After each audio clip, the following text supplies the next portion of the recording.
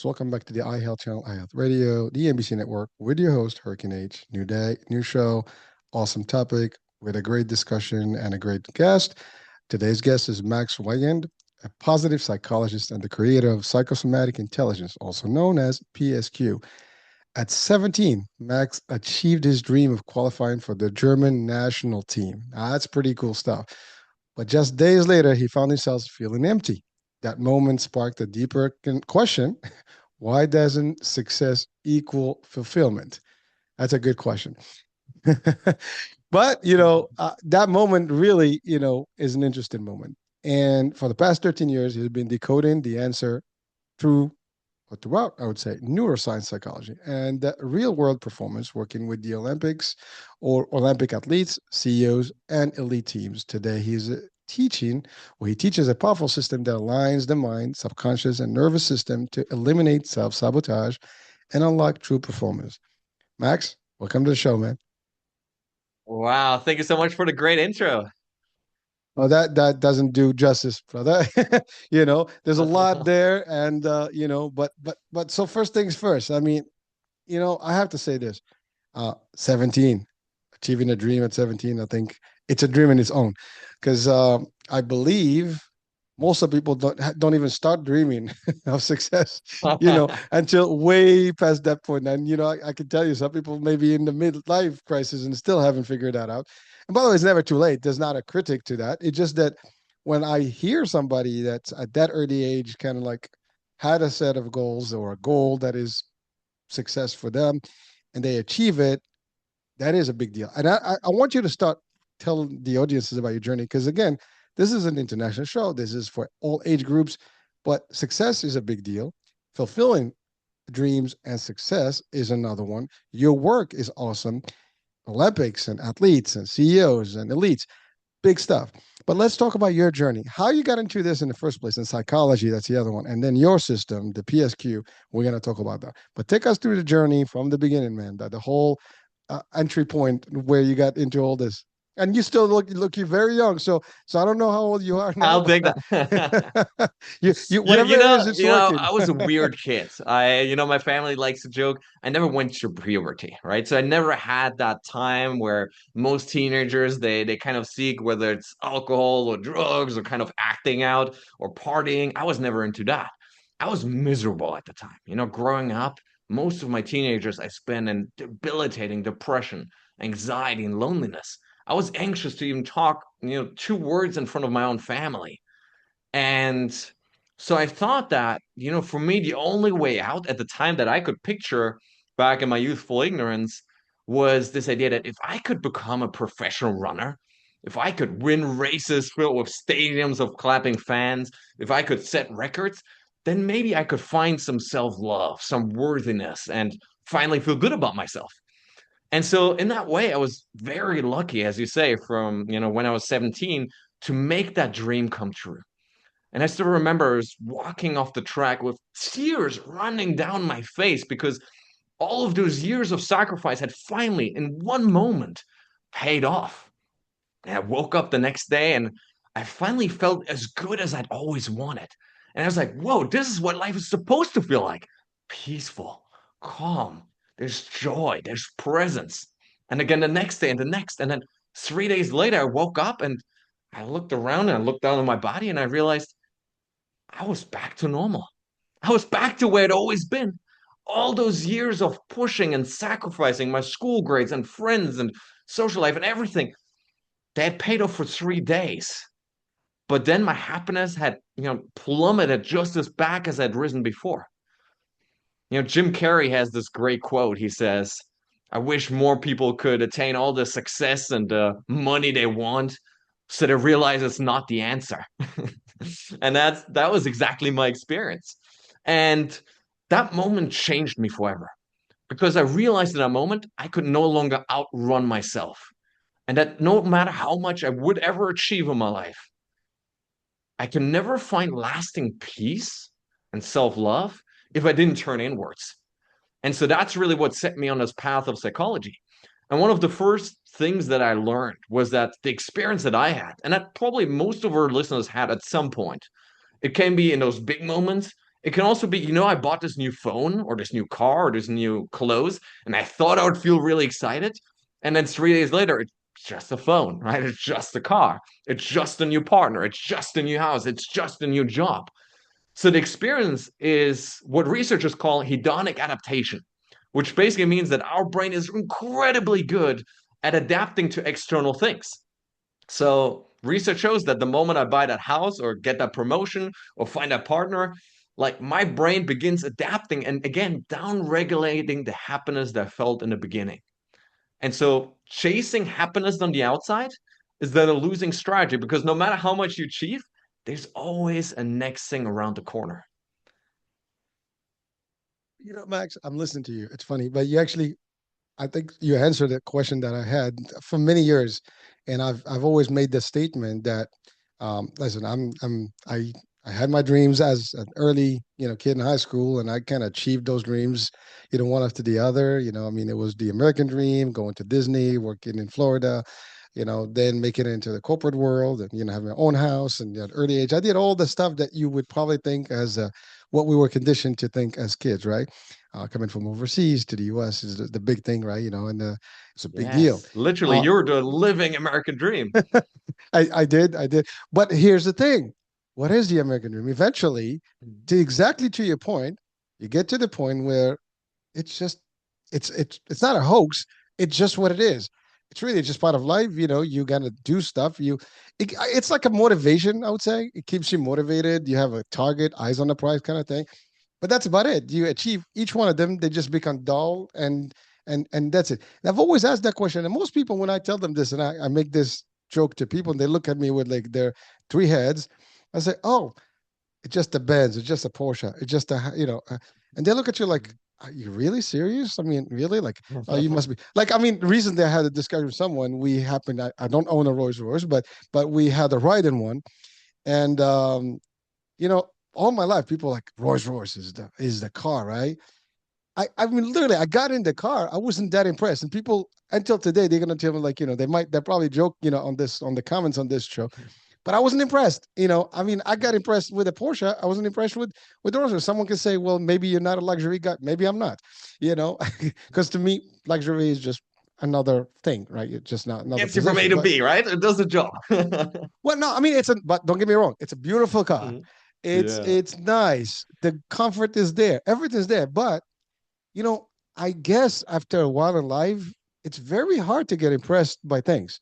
And to what you actually stated it well. I mean, you've kind of discovered it. You gave also the Jim Carrey, quote or saying that if you did it all, what's there really to impress you? Like, I mean, especially you travel a lot around the world, right? I mean, I know you're in Italy right now. You're from Germany. You've been all over the place.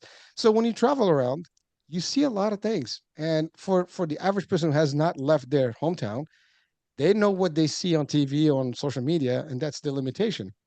You've experienced different foods, cultures, places, mountains, nature, luxuries, all kind of stuff, and they became just like, yeah. To your point, like 3 days later, it's like, okay. I mean, you can have the biggest house, and the next day, once you live in it a couple of days, you don't even see that house the way you used to see it before. And then people are looking outside. Oh my God, look what he's living. Or oh my God, he's got a castle, he's got a mansion, he's got this beautiful place. Again, cars, houses, these are like the positions that everybody kind of wants to have. Even titles, you know, you want to be a manager, you're a manager. Okay, cool. Now I'm a manager. Nothing. You want to be a director, now you're direct. You want to be a VP, you want to be a chief, you want a president. You get these like, this is true story. I got to a point in my life where I had, a chief status, like, C-suite level. And there were people literally, I give them the card and they look at it like, maybe I had an expectation for them to be impressed, but there was no impression there because they didn't even Just know what like the title bowing meant. down on their knees. No, no, no. We know it's funny because the title, I'm like, I'm the chief sales and marketing officer. Okay. And I got it. It's on that. I was not, critical to it. It just, I figured like, it doesn't mean anything. It's Yeah. it's really what it means for you, not what it means for people. Some people may, oh my God, but some people like, okay, whatever. It's just another title on a piece of paper. So and I don't mind. I just want to kind of share this because it's something I've always wanted to ask, and you just hit on the money there because I need to understand the psychology of this. Why do we have that? Why do we? And then you give a technical term there. Why do just when you have all these goals and you get to them, they become simple, nothing special. I mean, that can you expand on that, like literally in that concept? Because Absolutely. I think for people, for those who have achieved stuff, they probably can recognize this. For those who haven't, I don't want to kind of you know break down your parade here, but it's almost the reality of things, and maybe you should. And I always tell people, you have a dream, go for it. You want to dream, you have a dream car, go for it. If you want to test something, go for it. Don't ever stop yourselves from dreaming and or from achieving your dreams or working towards your dreams.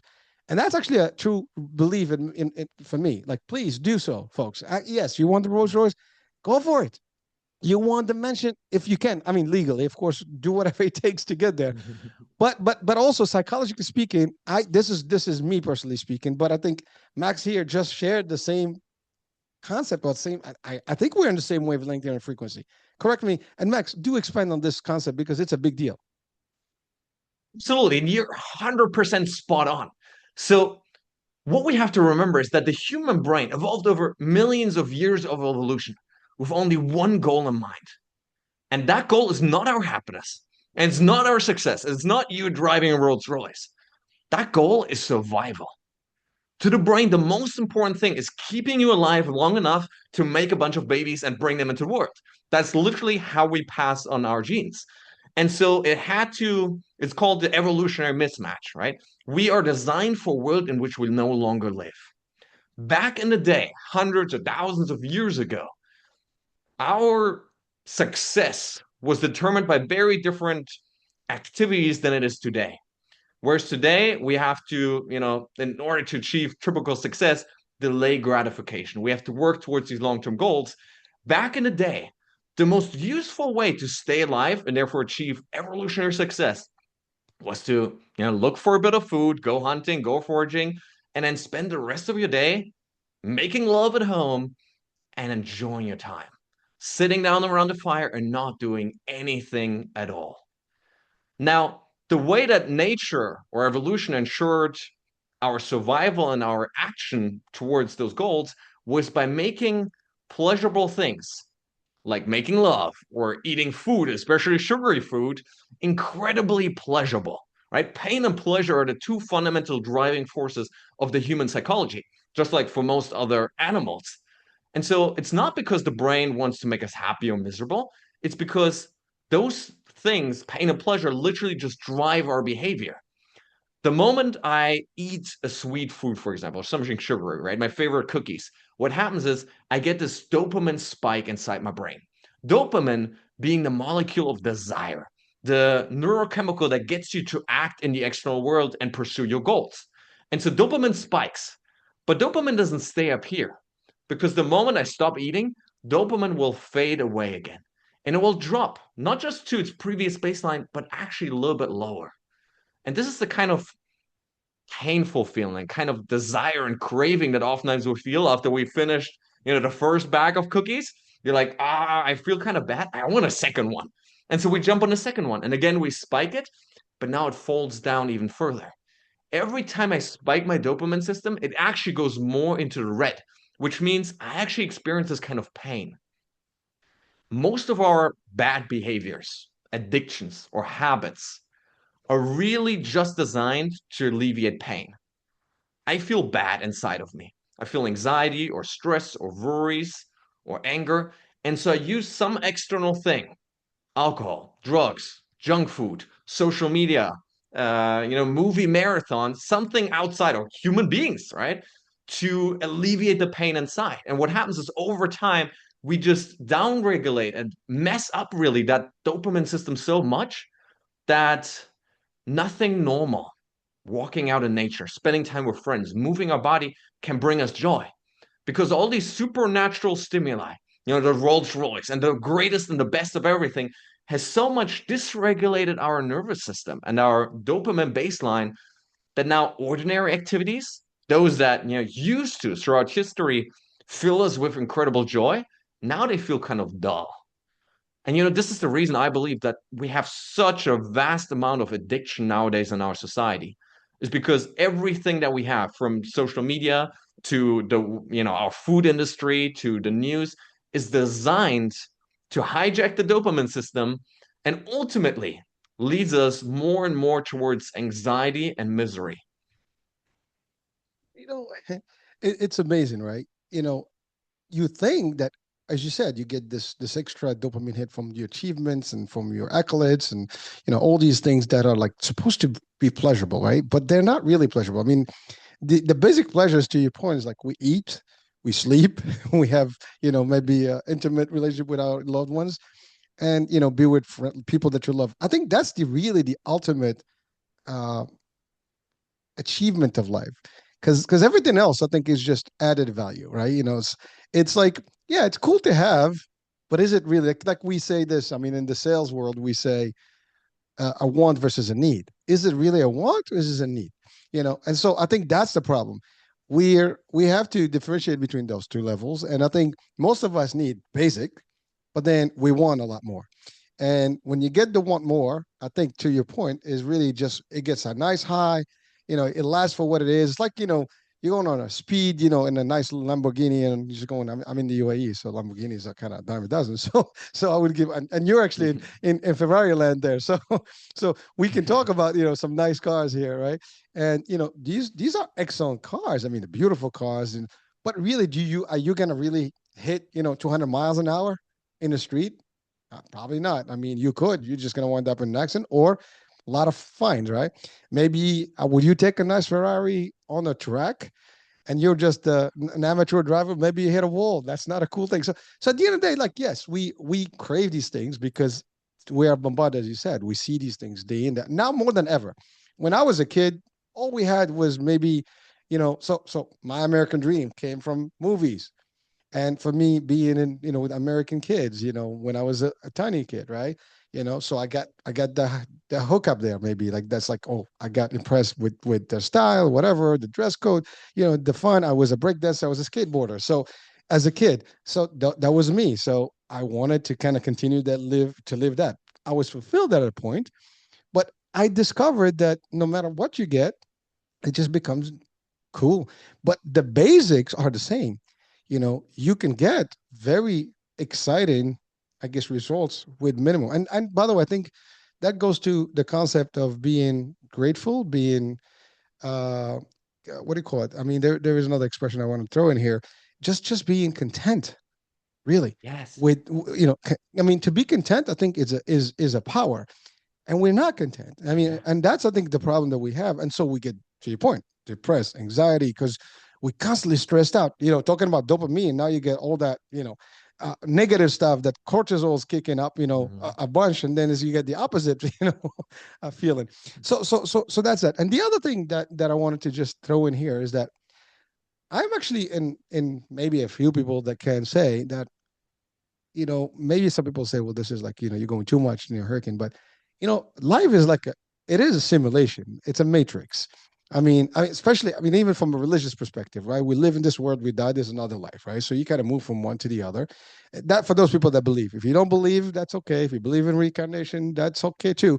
The bottom line is there's transitions. It's different realms, different dimension. We can go quantum physics here. We can go crazy, but it's a simulation. So you get a little like it's like I give sometimes these examples to my son. He's a gamer. So I always give the idea, like, think about the most complex game. It has different levels and different things. You don't know what's in level 20 until you've achieved level 20, right? And you still have to discover every game level and work towards it until you get there. I mean, it's like game like Tron, the movie, right? Atari business, and you got to get into this world that is digital. But the bottom line is, but let's talk religion. If we talk about creation, and the creator knows all that, but you and I, we don't know any of that. We just discover it as we go. Maybe we discover it, maybe we hear about it, but we're still confined into this limited, I guess, sphere or realm or dimension, right? And we sleep, we have different experiences. I mean, you dream, it's a whole different world. I mean, literally, it feels real. You have feelings, you have sensation, you have reactions. People bruise up, people bleed sometimes, waking up. They were in a fight. you know, all this stuff is funny, to hear, but that's kind of like how we are. It's kind of the most amazing part of this world is that, how do we kind of understand all this? You're into a work, the work that you're in is psychology. It's brain, understanding. And psychology, I think, runs the world. I mean, you talked about, bombarded marketing is huge with psychology. It works psychology 101. I'm in sales, psychology 101. People buy because they get the excitement. Like you want to get them so excited about a product that they want it. I want it so bad, right? But again, it's just hitting the same dopamine, levels, and that's it. Now let's go into your psychosomatic intelligence concept. Are we? Is this a related? What I'm talking about right now is actually what this intelligence is about. You get to the level where you can understand it, or can you define it for us? Absolutely. So maybe before I go into that, I quickly want to piggyback off of what you just said, because we can also bring the neuroscience perspective to this. The Mhm. brain, these 3 pounds of brain mass, are the most complicated, the most incredible system that we have in a known universe. And yet they never actually touch the light of day. They're kind of like an ancient pharaoh, buried inside the pyramid. And the only way in which we can interact with the world, in which we can feel joy and sorrow, is actually through the incoming sensations, right? Through our touch, our eyes, our ears, our mouth, right? Our taste, right? That's how we receive incoming information. Now, if you and I, we're consciously aware of all of the information coming in at the same time, the depths of our breath, our heart beating, the tingling in my right toenail, our conversation. If we're consciously aware of all of that information at the same time, our brain would, metaphorically at least, explode. And so what the brain has created is this kind of filtering mechanism. It's called the reticular activating system. It sits right at the base of our brain. And it acts kind of like a nightclub bouncer or the gatekeeper of your consciousness, right? It literally decides what enters consciousness and what doesn't, right? And now, how does it choose that? It chooses based on number one, your goals and priorities. If, for example, you're walking down the street and you really got to use the bathroom, all you can notice is bathroom stalls, right? If you're walking down that same street and now you're starving, all you can see is restaurants. You're walking down that same street and you're looking for love, now all you can see is beautiful faces left and right. Same exact experience, but your goals dictate what you notice into your conscious awareness. Same, you might have had this with the cars, right? It's a very common example. If once you buy that car, once you drive that car for the first place, or you think about that car because you really like it, you're going to start noticing it everywhere because now your brain literally filters it into existence. And so our goals are one thing, our beliefs, and that's really where we go now into psychosomatic intelligence, because it's really based a system based on 3 different interacting parts. Conscious mind, the part of you that sets goals and creates plans to achieve them. Now, most of us live from that state. We set a goal and then we try to use willpower to push through. But the problem is that willpower, 60 years of research show that willpower is a limited resource that depletes with use. You wake up in the morning, you're full of energy, and then every choice you make takes away a little bit. Should I eat the chocolate cookies or the healthy food? Should I cold shower or hot? Whatever it is. Until at the end of the day, we're left in a state where there's nothing more to give. And that's why, most bad behaviors and addictions happen at night. Most crime happens at night. Why? Because we've spent all day fighting ourselves and now we're too tired to do so anymore. And so willpower and self-control are really dressed up words for self-conflict. There's the conscious mind of me that wants to achieve something, but there's 2 other layers that directly fight against it. Now, that first layer of those is the subconscious mind, where our beliefs are housed around what do I deserve and what am I capable of and worthy of. So if I have a belief that says, because maybe at 6 years old I was told I'm stupid or I'm unlovable, I'm going to spend many, many years or decades, and for some people, their entire lives, walking through life, scanning every single conversation around signs that might say, "Hey, he thinks I'm stupid." You know, does he look? Does he give me a weird look? Did he judge me right now? And so I'm always living in my head, judging myself simply because I've created this filter when I was like 6 years old. And then the third part is really the state of our nervous system. How you feel right now, whether it's fight, flight, and freeze, or their smallest sibling states of anxiety, of guilt, of depression, of painfulness, whatever kind.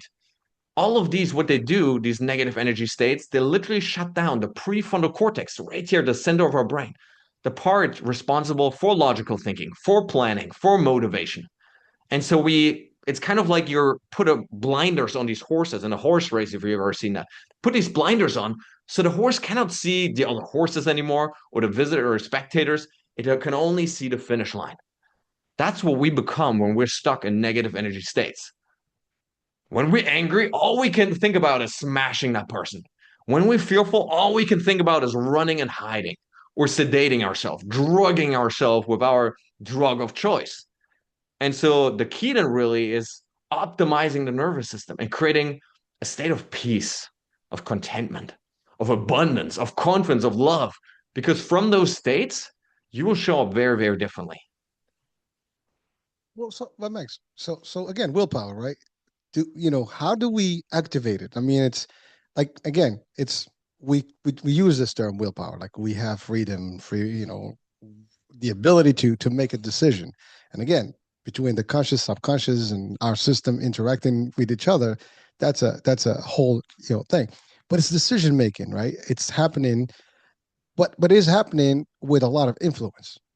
So how does someone really kind of almost got it all out and fragmented to and compartment I can't even spell the word, put in compartments here and just kind of like put them in sections and work slowly but surely to figure out how to operate, and ultimately remove the anxiety, the depression, all the bad stuff, the fear factor, and all the things, and just kind of work in a magical way, if you want to call it that way, to a life of happiness.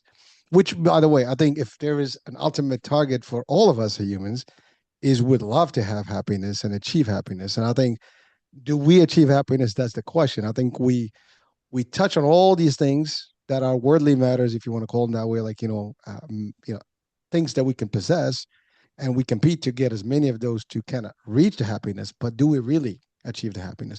So how do we, as humans, functionally really make it work?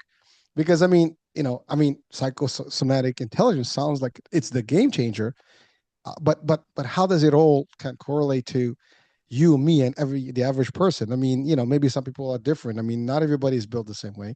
Obviously, socioeconomics are different, educational levels are different, cultures are different.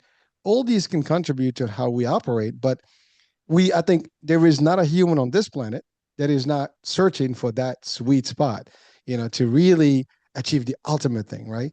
And I believe, the ultimate success is really to be the happiest on this planet and content, to your point. But can we even get there? So what is the strategy? How do we get there? You're absolutely right in so many ways. I mean, first of all, we have to recognize that there's genetically and part and biologically, there are different levels, right? And so you might generally be able to play at a higher level than someone else. Now, this is what researchers call the happiness baseline. It tends to be a relatively stable baseline around which our happiness revolves. And so, an example I like to use here, if you try to climb Mount Everest, there's all these different camps along the way that you will stay for a few days to acclimatize to the low oxygen in the air. And so you're gonna, arrive at the airport at 3,000 meters height, 9,000 feet for our American listeners. And so you climb up to the base camp at 5,000 meters. And what you do from there, you usually stay for a few days, a few weeks. And, some days you might go up to acclimatize even more. And other days you go down to, pack up some gear and some more food. But every night you return back to your comfortable base camp baseline, essentially. Now, what you do is when you move to base camp one, you move the entire baseline up. You still go up and down, but now everything that you do is higher than what you did before. That's exactly what's happening with our happiness. What we try to do is we try to create these temporary spikes by doing or achieving or processing or consuming more stuff. But inevitably, we will come back down. And so our goal instead is to move and upregulate the entire baseline. And we've got to understand that, every spiritual, every philosophy throughout the course of history has told us that the only way to do that is to look inwards, to look at one, our mind and the thoughts that are running through my mind, and two, towards my body, because we cannot disconnect the two. Mind and body are two sides of the same coin, because our nervous system and the neurochemistry inside influences how we think, and in return, how we think influences our neurochemistry. And so the way I like to explain this is, imagine going on the best date of your life. You've met the partner of your dreams, the most beautiful, fun, loving, interesting person you've ever met. And after the greatest date of your life, that man or woman of your dreams, they finally lean over and they run their fingers through your hair, and their honey sweet lips touch yours.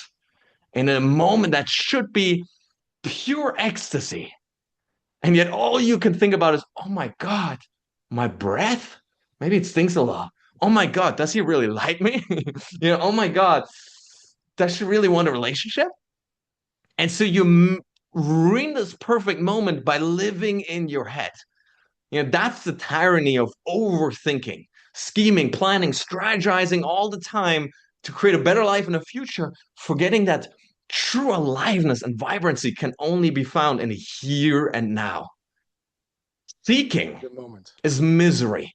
To seek happiness in the future automatically creates misery, because what it says is, I'm not happy right now. And in order to be happy, I need something else out there, which means I'm not good enough right now.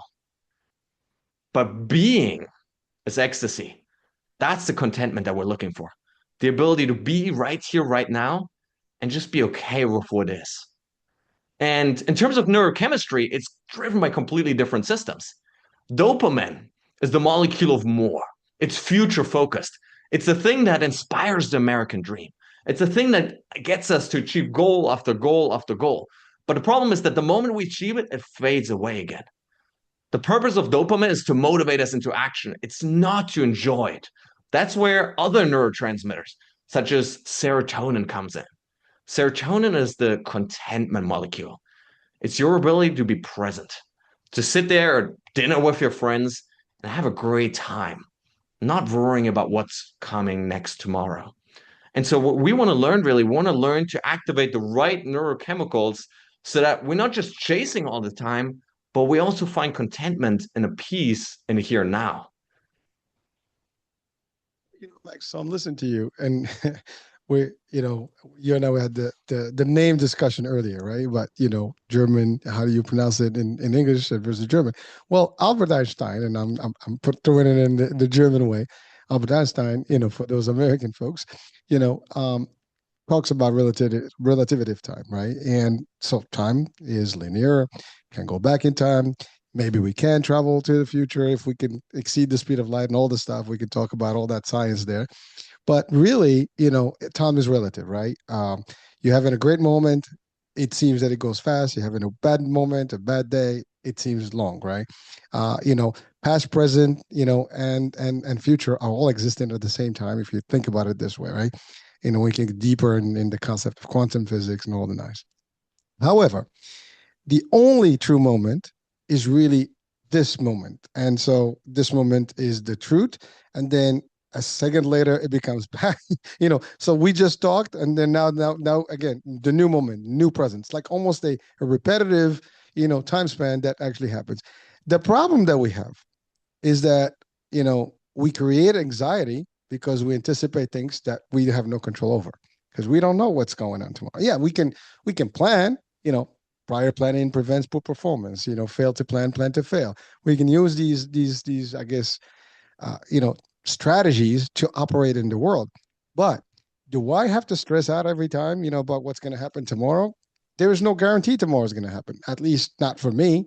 I mean, tomorrow may happen, but is it guaranteed for me as a person? Nobody can tell you that. Nobody can guarantee a second later, right? And then, we live in the past, things that happened. I should have, could have, I didn't do this. Why? Oh my God, I made the wrong person. I did. That's the problem we have. So we live in these almost antagonistic, time zones, you know, in our brains. And to your point, there's a conflict. Like, we're just like, almost lost in space or in cyberspace, or maybe in this case in mental space, or subconscious world, somewhere we just kind of, floating around there, like, like what the hell's going on? It's a past, fighting the future, the present, and it's all a mush. And we got a problem because we can't control everything. That's, I think, the problem. And when I'm listening to you, really as simple as just enjoy the moment. I mean, I think if we can just do that, we can change the way we live this life, and nothing will phase us out. And again, we can use the keywords patience and, having, a cool tone. I mean, people get, this is true. I mean, I hear this all the time. If you took one moment, one minute actually to think, a few seconds to think before you say a word, you can avoid catastrophe any given day. I mean, people get into fights, get into divorce, get into accidents because of one, they just overreact quicker than thinking. They should think, then act. We act before we think. That's a problem. I think by the way, I'm just as guilty as charged here. I mean, I'm human. I'm not superpower here, or alien. I'm just as human as everybody else. But I do experience these things. Now I try to adapt to these things that I'm learning. I mean, over the course of 7 years, I've had a lot of shows, and before that, I've always were seeking, information to help me. And it's funny because you said something about the brain really doesn't see the light. It's really engulfed in this. And frankly, when we start talking about energy and quantum physics, I mean, really everything that we experience is through our senses, to your point, as you said. And so we do have control, folks. I mean, and you can enjoy it. I mean, you see meditation, they close their eyes and they can listen, they can hear things better. We hear things about, hearing impaired or visual, visual impaired, folks who actually have capabilities that are beyond, in terms of understanding and hearing, feeling, and sensing. So we do have powers. We hear the sixth sense sometimes. Nobody can really. I mean, I'm sure you probably can, but many of us don't understand what that is. We call intuition. There's other things to it, but it's real. All these things are happening, but it's all converging to one reality, which is now and the moment, which what you just said. So am I getting this right as far as putting all the time stuff together? Because I'm listening to you, it's just Absolutely. it's kicking all these synapses right now. Thinking all the synapses, that's what we're all about, right? And really what this reminds me of is, most of this, I love this idea of mental time travel, right? Because that's literally what we do. Research shows that about half the time, half of our waking day, we're not actually living here, but we're thinking about what Fred from accounting said to us. We're thinking about, what's going to happen 3 years from now if we achieve this or if this goes wrong or whatever it is. But all of that is really just an escape from the present moment, an escape from our body. And why do we do that? So many times in our lives when we suffer pain or trauma or disappointment, it actually gets stuck in the body, right? And so I carry this heaviness, this tension in my shoulders, or my neck, or my jaw, or the shallow breath, right? And I feel this constant tension and unworthiness maybe inside of me. And so what many addicts do in the same way that, many high achievers do is they disconnect from that. They do it in different ways, right? The addict by looking for the drug of choice, whatever that is, and the high achiever by moving into the mind and disconnecting from the body. And this is kind of Pyrrhic victory because on the plus side, yeah, you don't feel the pain anymore. You get to disconnect from the suffering and the weird sensation in your stomach. But the danger, of course, is you also miss out on all the goodness that life has to offer. The butterflies in your stomach, the beautiful warm sunshine on your face. You cannot feel truly life if you miss out on those sensations because happiness ultimately, it's sensations in our body. It's not just a mental experience that says, great ice cream, I'm so happy right now. No, it's like, oh my God, my mouth is exploding right now. Right? That's what happiness is. It's the tingling on our fingertips. And to go back to this idea of the sixth sense or this intuition, the great psychologist Carl Jung said that intuition is really perception via the unconscious. What does that really mean? Our body has this incredible wisdom. And if we look at the vagus nerve, the largest nerve running, between brain and body, it's actually sending 80% of its information, not from the brain to the body, but from the body to the brain. And so the body is constantly communicating. The subconscious also is constantly communicating, but we're usually not listening. And so we miss out on a wealth of information because we're too stuck in the head and we don't notice the tension in my chest or the weird feeling in my fingers that might give me clues around, this person really feels right to me, or something feels really off here, or, I'm feeling really weird because I'm having this negative thought. And so our job then is to get back into the body because, coming back to what you said, the body is a great vehicle to become present again, to enter the one reality that we have. Because sensation cannot live in the past. A thought about a sensation can live in the past. A thought about, I had pain yesterday, but that's a thought again. But a physical sensation of joy, of bliss, of pain can only happen in the here and now. And so the moment I recognize that, I turn back into my breath, I relax my body, I notice the tension in my jaw, and I actively let it go. It's one of the easiest ways that I've found to become present again. It's funny. The you've probably seen the movie Lucy. Yes. Yeah. So that's a that I'm talking about the mind power, right? And you get to a point where if and by the way, I think it's a fact we don't even explore more than a couple of percent of our real brain, power, where maybe like 2-3%. I think that's what the average person is. We get a 10%, forget about it. We're geniuses. And you hit beyond that in that movie, and it's still a movie, but it's got a concept of real stuff that the more you tap into it, the more you're conscious about every single thing. The time becomes irrelevant. Your actual the senses, you can hear everything, you can sense everything, you can hear your own, internal organs. And people actually, I've heard these things with people who do meditations and things like that. They can get into some of the levels beyond the average person in what they hear. It's like it's almost they can cleanse the noise from everything that's happening and just tune in. I mean, think about you get a nice little ham radio, right? And you can tweak it till you get a nice crisp, connection in the frequency so you can hear other people, talking around. It's very difficult just for the normal folks driving the car. If you tune into a nice radio and there's no more, what do you call it, static, and you hear the real crisp, feed. That's the thing, right? But we just not there because to your point we get too busy. But now here's the thing, so we're self-sabotaging in a way, and then there's the other concept that we refer to as mindset. Now how does really mindset play in this equation? Because the nervous system is operating, it's in control, right? It controls the performance, and if you want to call it that way, but really the mindset is like the choice we make.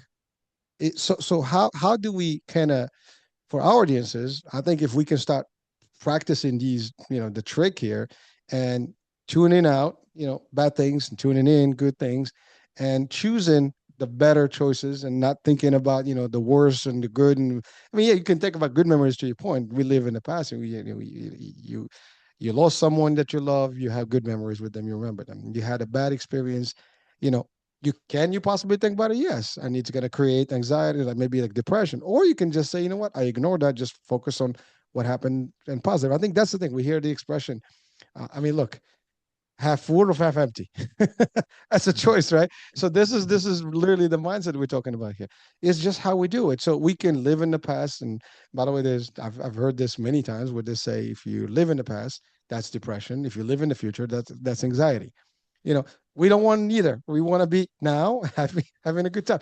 But in your, you know, expertise, how do we kind of do exactly what I'm saying here? Like, just to tune in and look at the positive, apply the right mindset, strategy, and not self-sabotage. Let's look at what's actually happening inside the brain as we become present. We tend to think that, and it's just common myth that we are operating at 10% of our brain power, or that only 10% of our brain are active at any given time. It's actually not quite that, right? In fact, in our most anxious, angry moments, all of our brain tends to be activated.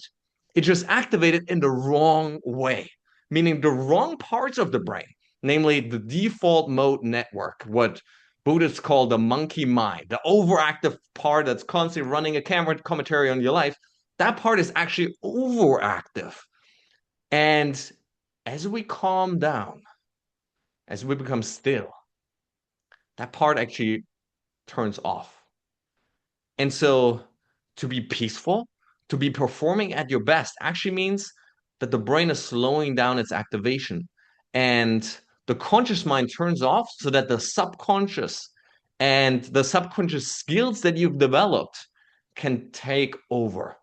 Now, what does that really mean? Well, think back to the first time you were driving a car. You have to consciously think about the steering wheel and the gas and the gears and the stop and the mirrors, and you have to look left and right and not kill any people along the way, right? It's so difficult and scary and anxiety provoking because you have to do it all consciously. Now, over time, what happens is any skill, whether it's learning a language or learning a mental skill or learning how to drive a car, gets pushed from the conscious mind into the subconscious mind. The way the brain does that, it creates new neural connections inside your brain and it strengthens them with use. And so the second time you get in a car, it's a little easier. The 10th time you get in a car, it's a little easier. Well, today, if this morning you drove to work, you were singing along to Katy Perry songs, not minding anything at all because the subconscious has now taken over the skill of driving and looking left and right and braking and using the gas and everything in that complicated process so that your conscious mind basically has freed up its resources again.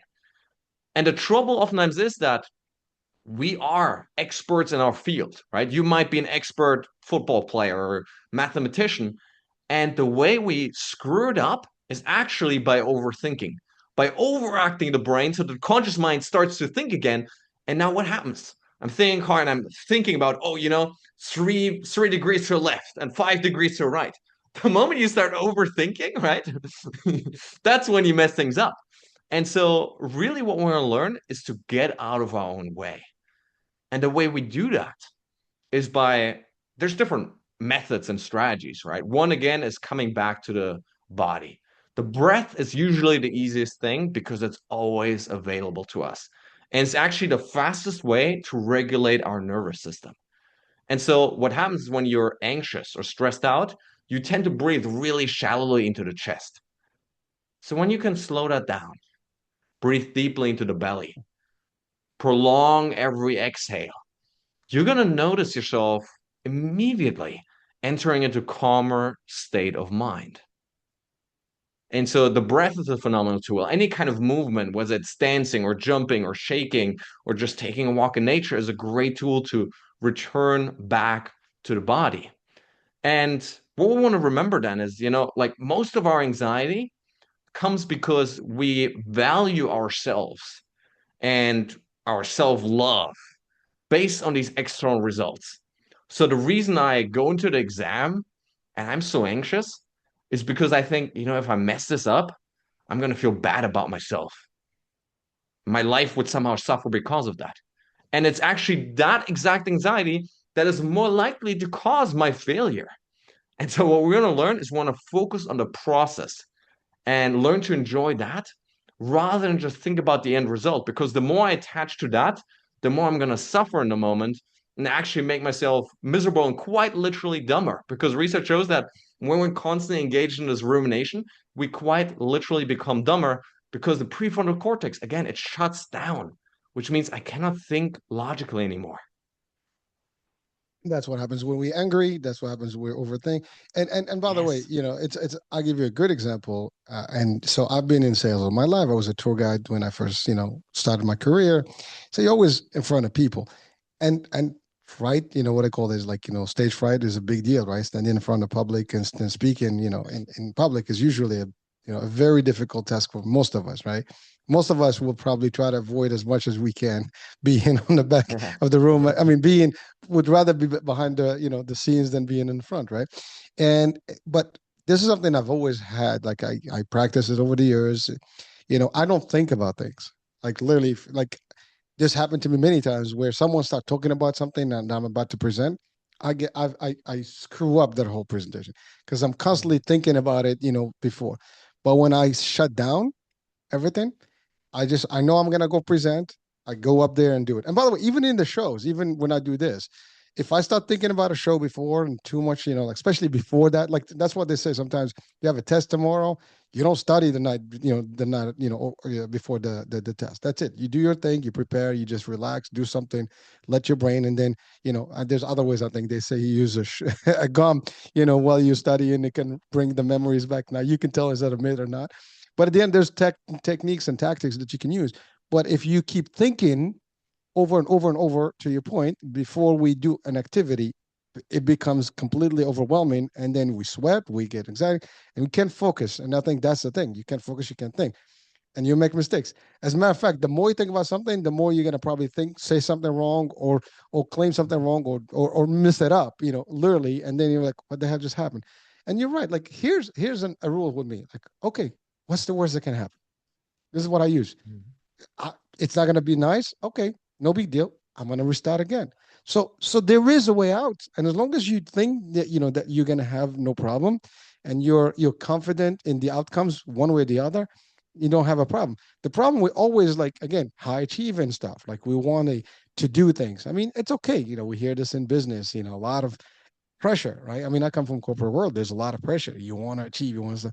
But what happens if you don't? Like, so I'm in sales. In sales, it's you're only as good as your numbers today.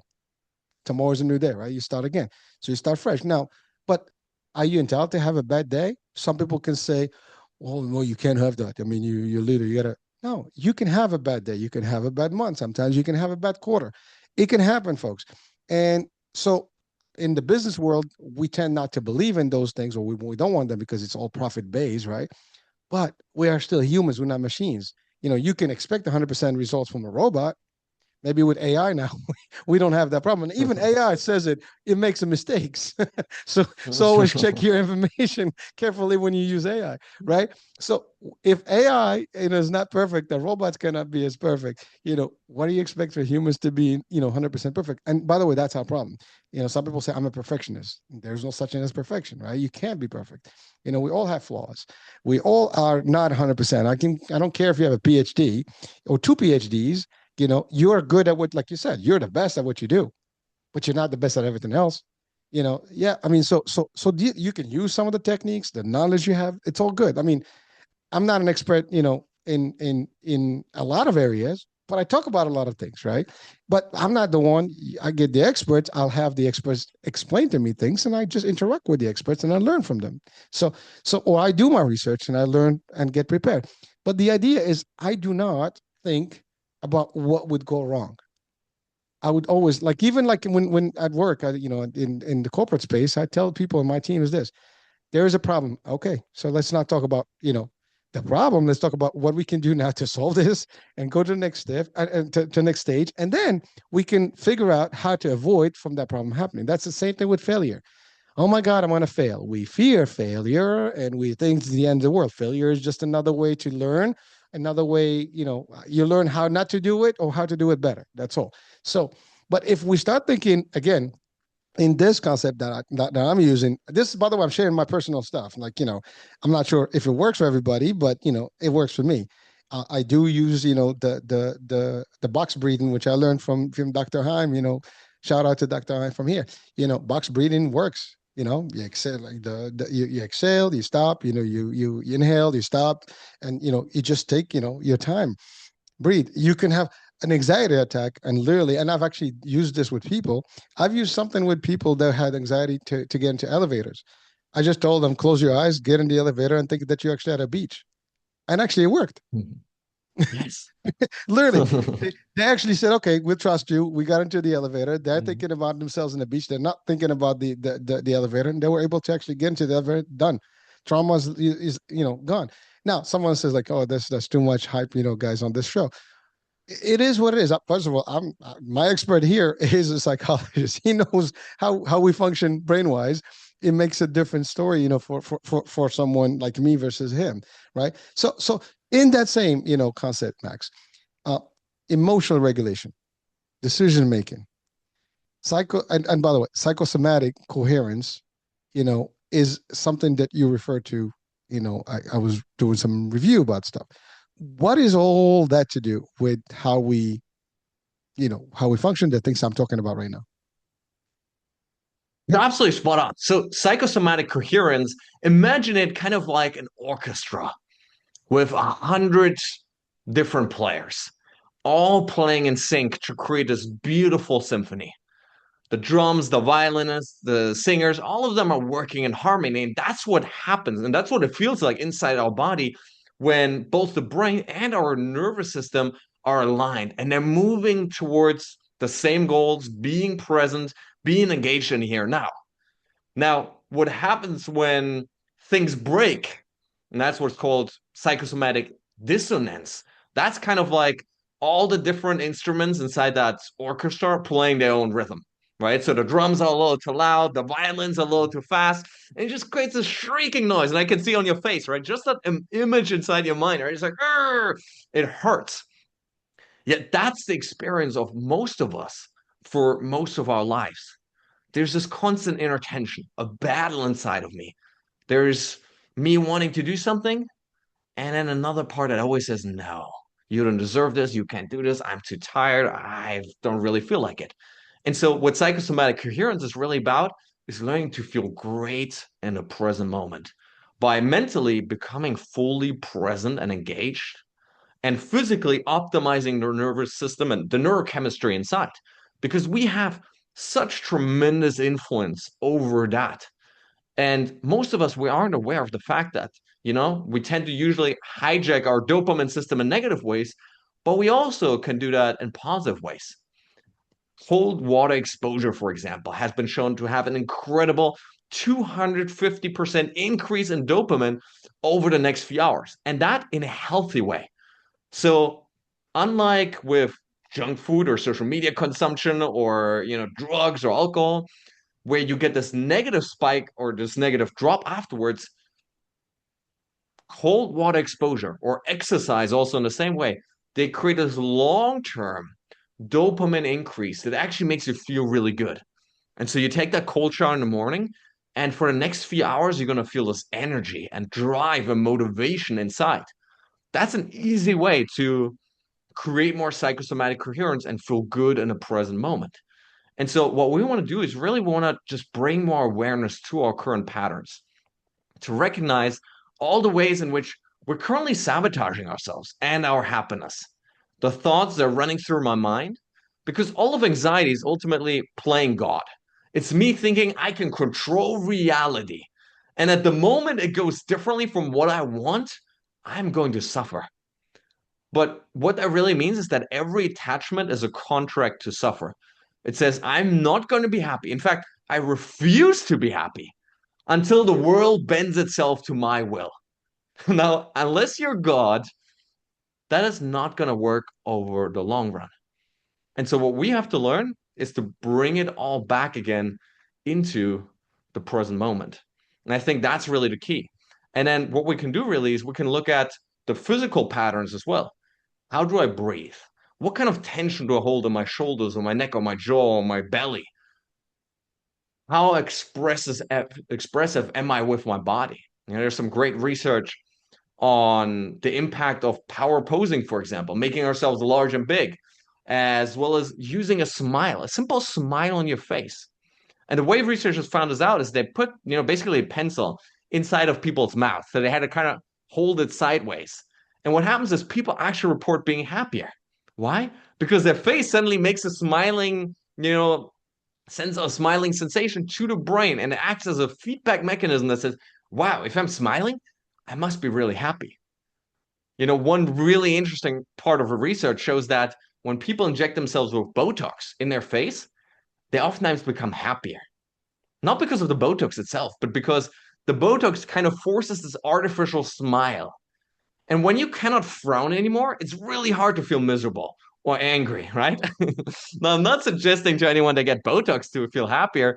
What I am suggesting is like fix your face, move up, bring Wait, out a little smile, and bring your body, make it large and big, right? Open your chest, breathing deeply into your belly, shoulders back. And what you're going to notice a drastic difference in how you feel inside.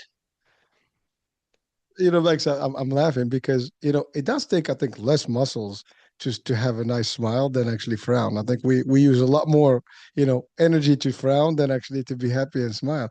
And by the way, I did read about the whole experiment with the pencil. And you're right. Like you have a fake smile, but your brain is doesn't know the difference. I mean, that's the other thing. Like the brain sometimes doesn't know what's real, what's imaginary, what's in your subconscious stuff. I mean, sometimes it just becomes one, and so the reality things.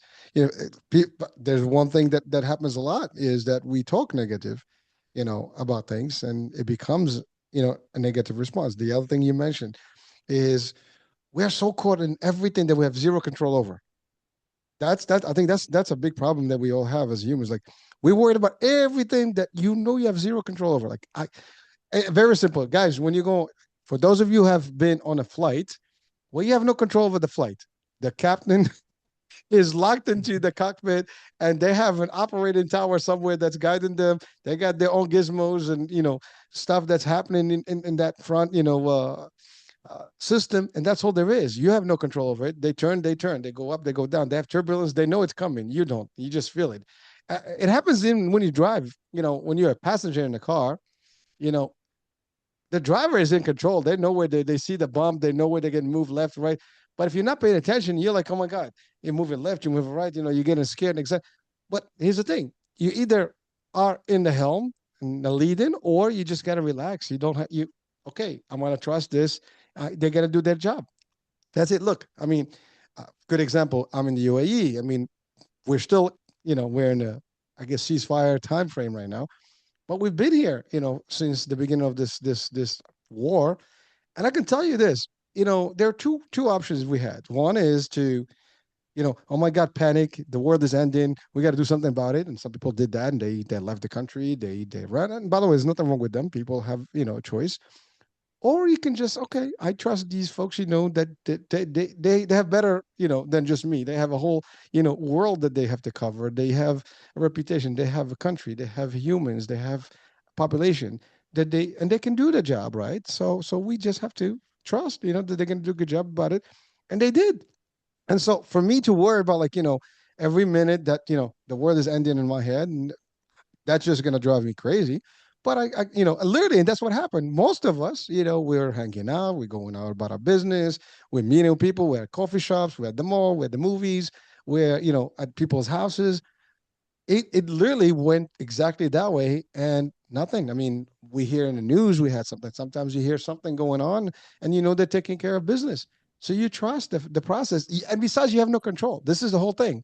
Do you have control or not? The only control is what you yeah, could have removed myself out? I could, but that in itself is a whole dilemma, because that's going to create too much stress, anxiety, depression, the whole nine. Oh my God, the world is ending. Why? And by the way, it can happen at home, it can happen at work. Again, concept in the business. You have a situation. Do I have to? We like, who the hell is responsible? What happened? What we some people, they start with the whole, like, who's in charge, who's the scapegoat, who's this, or let's say, okay, what happened? Problems do happen, folks. I can tell you this from a corporate leader: there is no such thing as a perfect process and operation. I mean, you process, improve as you go. Things happen all the time. A crisis like this, for example, people don't cannot foresee it happening, in advance. It happens, you deal with it. We had COVID. Everybody had to adjust to COVID. Guess what? The world did function during COVID. We had to adjust quickly, and we did. Companies thrive, during sometimes these tragic moments, right? It's because people adapt and they shift, they change, and they don't panic. They use what they can't control, and those that don't, they suffer. And that's, I think, the problem. And by the way, we all can use what Max is talking about today, is that we can tweak out things and really just tune in the moment, the present. Now, so one question: uh, people still struggle, with self doubt. Why? Especially that if they really, like, for example, if they listen to this, right? You've given all the elements that can shift someone from having a bad day to a good day. and they're basic elements. I mean, you broke it down to the science. You tell us, what some of the tips you just talked about, from a cold shower to just, smile, and a few minor adaptations to change. But people still self-doubt. They still are not sure. They're anxious about things. What else can we do to help them, just to send them a good message to today? You listening and watching right now, today, you're going to change for the better. What can we do? What can we tell them? One important thing to remember is that our brain cannot tell the difference between reality, like the thing we see in front of us, and our vivid imagination. So if you think back to the last horror movie that you watched, why do you get scared, right? Why do you scream? Why do you panic? Why does a heartbeat faster when the guy's coming with the axe? It's because your brain actually thinks it's real, right? It cannot tell the difference. And so the beauty of meditation, visualization, and all of these practices is that as you close your eyes, you disconnect from outer reality. And now the only truth is the truth that you create within. And that's a story that you tell yourself. And so as you close your eyes, you can tell yourself a story that things are going to go wrong, that bad things are going to happen, that you have no power in your life, that you're just miserable and you have no way of changing it. Or you can tell yourself an empowering story. And part of that is a fundamental understanding that the brain cannot process the word no. So for our listeners, and you can also play this little game with me right now if you want. If you Go close for your it. eyes for a moment, for if you're not operating any cars or anything, for our listeners, now do not, and I repeat, do not imagine a golden crocodile coming out of the ocean. And I can see you laughing right there. Already, buzzer fail. I saw the. Yeah, It I didn't happens. even I did that. This is like a do not go past go, whatever. I mean, I didn't even finish the whole this. You didn't finish. I was already there. Game over, Oh right? man, game over, And so, man. That yeah, was fun. that's what we do in our lives, right? We say, I don't want to feel stressed anymore. I don't want to fail. I don't want to embarrass myself in the speech. I don't want to say something stupid. And yet, all the brain activates is the neural networks associated with misery or failure or embarrassment. And so that's why, again, coming back to what you shared before with the overthinking, when you overthink, you actually tend to say that stupid stuff. Well, it's because you've actually primed that inside your brain. And so it's more readily available. And so if you keep thinking about do not say that stupid thing, you're probably going to say that stupid thing. Now let's try a second game. If you close your eyes again, and now this time, please do imagine a pink, fluffy unicorn.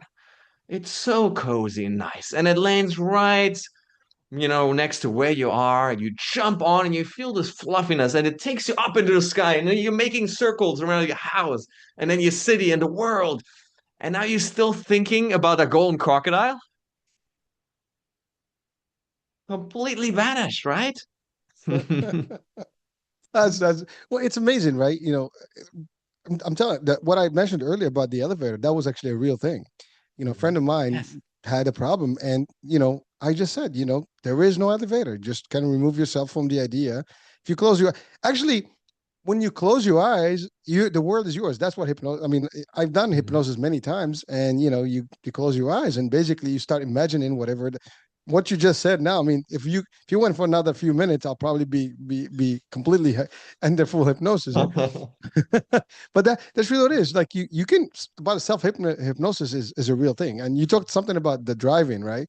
It becomes second nature, but also we get hypnotized on the concept. I mean, how many times I drove, to work without even thinking that I just get in, I'm on the phone, I'm there already.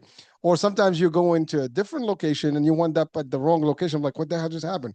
Because you're so used to going one way that your mind and you were distracted. You didn't realize that you actually veered off from the actual destination. You end up at the standard, destination. That's because our brain, to your point, is already like, conditioned to these things. And when you meditate, you close your eyes. And by the way, I use these things again. I mean, I'm not sharing this because I'm on a show. I actually practice what I preach and what I learn in these shows with the experts. I'm the first client, and it helps me. It serves me well to operate, in the business world, in my own personal stuff, and it gives me like less. Listen, I've gone through a lot of stuff in the last couple of years, a lot of changes in my life, right? from movement, loss of family members, all kind of stuff, right? And you know what? Doesn't phase me.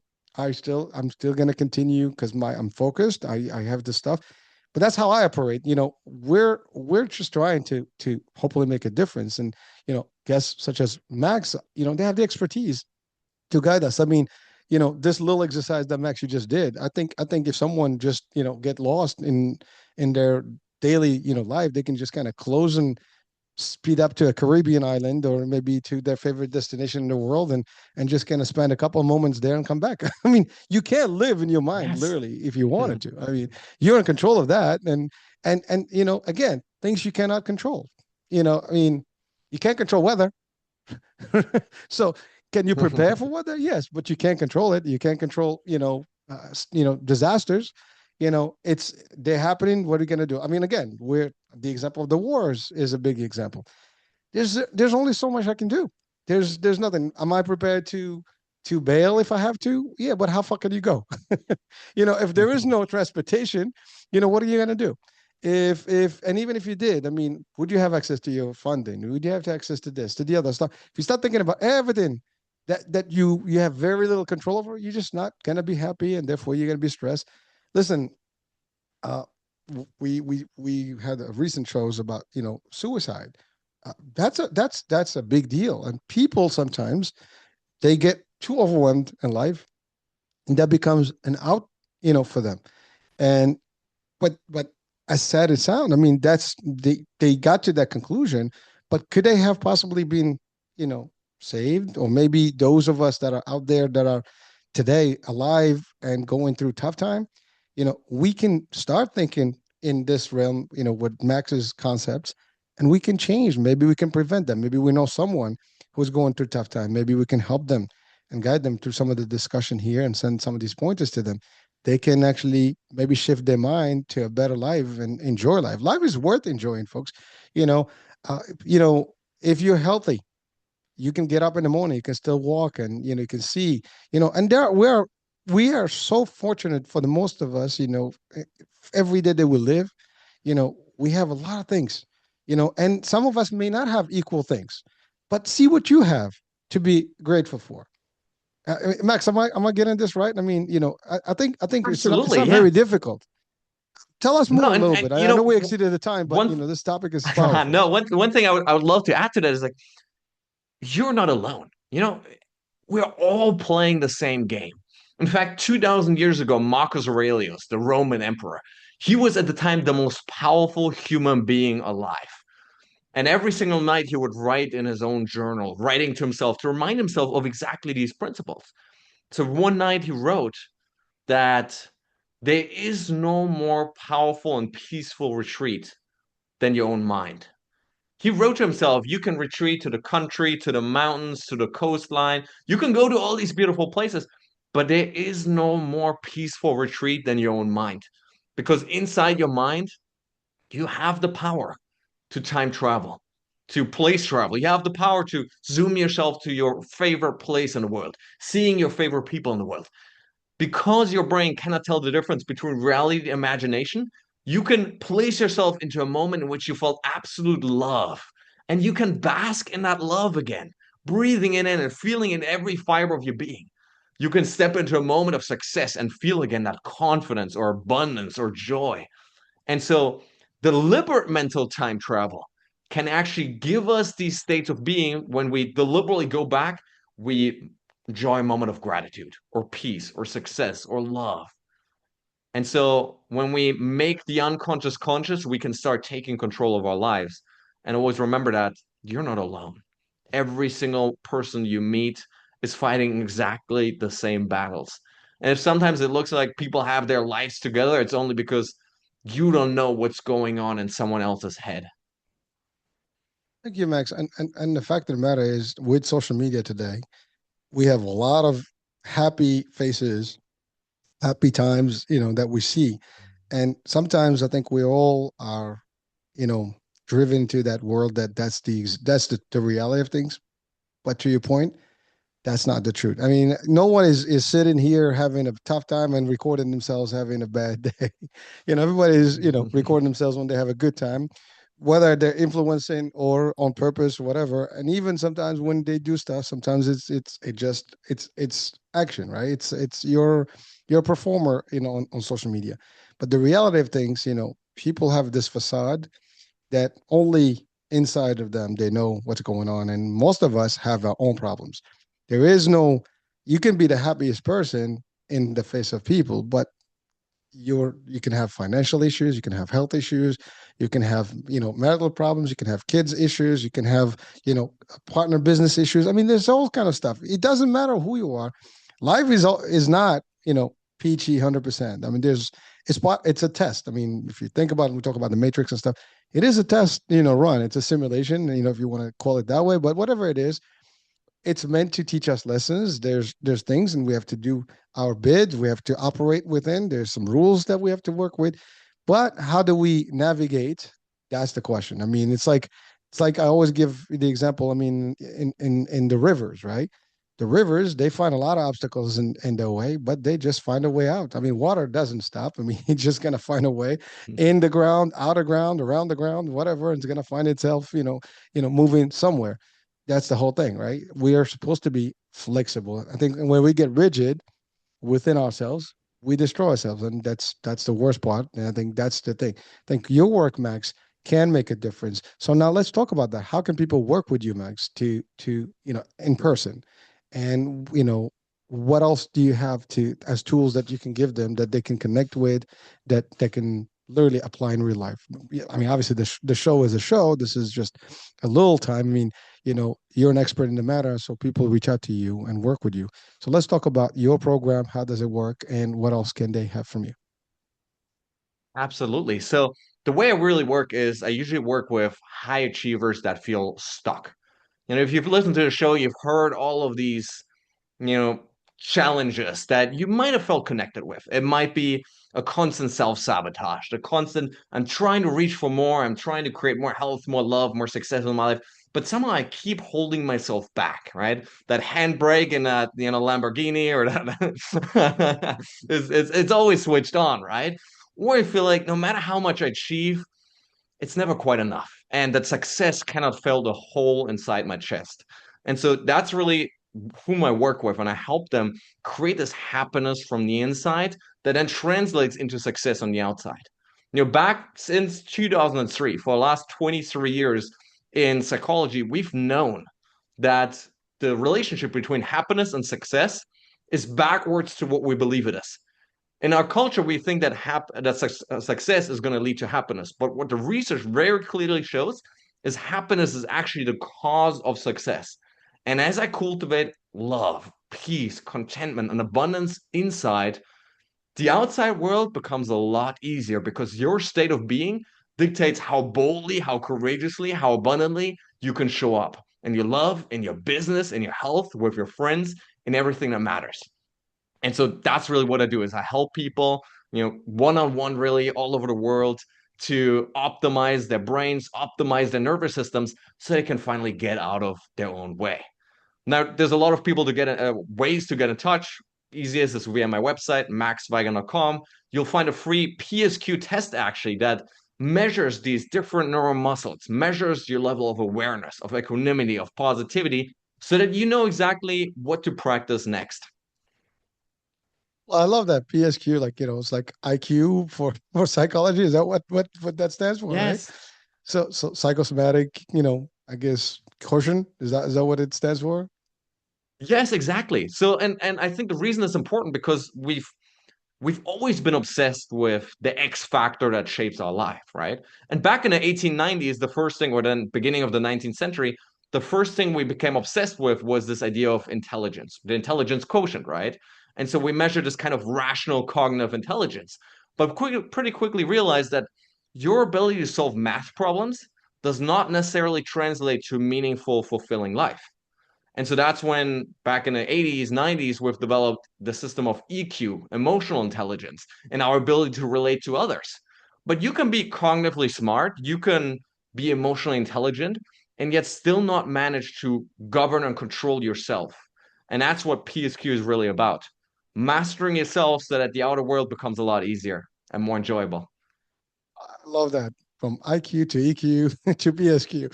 It's like the evolution of, and but you're right. It's amazing because you can be. I mean, there are super intelligent people that are stressed and anxious and have depression and stuff. You can be emotionally, I guess fit, but still are having issues and problems in terms of relationships and stuff. So it is, and I think the test that you have available on the website can tell us all, uh, you know, how we doing. And you know what? Yeah. That's a good start for us. And frankly, folks, if you're watching and you are the high achiever, you want the success in life, and you want to be, you know, uh, achieving all the power stuff that you are aiming for, and make it fulfilling.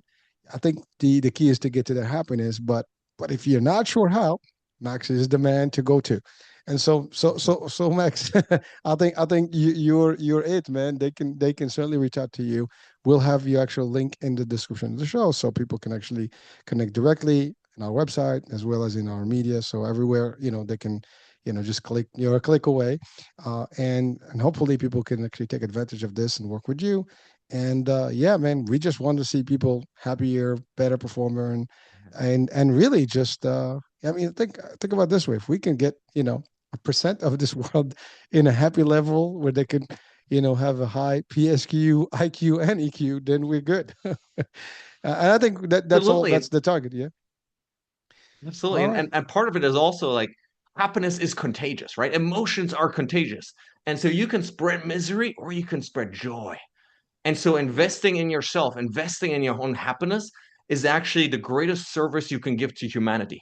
Because when you step into the most loving and abundant version of you, it's going to show up. You get home to your kids, it's going to show up in how you treat them. You go to your work, it's going to show up how you show up, as a leader. You go to your fitness team, it's going to show up how you interact with your colleagues and teammates. And so our job is to create happiness on the inside so we can make a better world for everyone in it.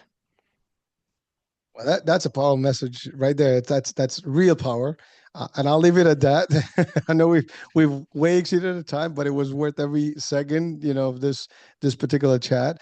And again, Max, I want to thank you really for being on and kind of sharing your nuggets, your expertise, and certainly access. You are the resource. This is a resourceful network, and we want people to get access to as many people that can help them, just be better. And I think we can do that in this world, and we should all kind of thrive for helping others one way or the other, whatever we can. And sometimes this in itself can be a big, and by the way, if this is not for you folks, if you're watching and listening right now and you know someone that can benefit from this discussion, share it, and let's spread the love. As we sharing is caring, right? So let's care for our loved ones. Well, Max, that's about it. That's the end of a show. Thank you so much for being with us, man. I appreciate you, man. Thank you so much. That was such a blast. Wow. Well, no, that's my pleasure, my honor. And so that's it, folks. We're at the end of the show. We'll be talking soon, new day, new show, new topic. Bye for now. Bye for now.